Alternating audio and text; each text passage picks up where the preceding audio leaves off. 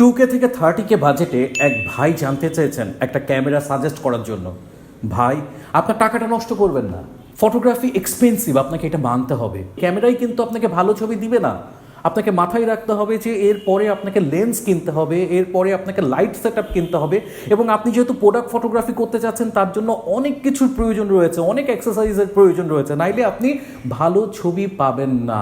আপনি হয়তো একটা সেকেন্ড হ্যান্ড ক্যামেরা কিনতে চাচ্ছেন, কিন্তু 1 লাখ 1.5 লাখ টাকা দামের একটা ক্যামেরা একটা মানুষ কেন 30,000 টাকায় বিক্রি করবে?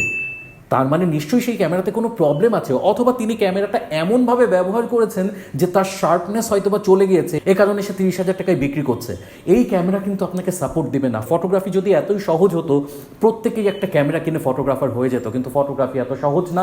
টাকাটা নষ্ট করবেন না, বরং আপনি 30,000 টাকা আপনার একটা মোবাইল ফোন আপগ্রেডেশনে ব্যবহার করুন। অনেক প্রোডাক্ট ফটোগ্রাফি ঘরে বসে আপনি এটা দিয়ে করতে পারেন। 30,000 টাকা যে ক্যামেরা আপনি কিনতে পারেন, সেটা দিয়ে আপনি ঘুরে ফিরে বিভিন্ন জায়গায় ল্যান্ডস্কেপ তুলছেন অথবা কিছু মানুষের ছবি তুলছেন, এটা হতে পারে। কিন্তু 30,000 টাকা আমি আপনাকে বলবো প্লিজ নষ্ট করবেন না, বরং আপনার মোবাইল ফোনকে আপগ্রেড করুন।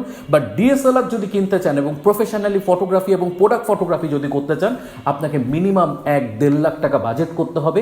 তার ভিত্তিতেই আপনি ভালো কোনো ক্যামেরা পেতে পারেন এবং প্রোডাক্ট ফটোগ্রাফি, ফটোশ্যুট, ফটোগ্রাফি করতে পারেন। Thank you.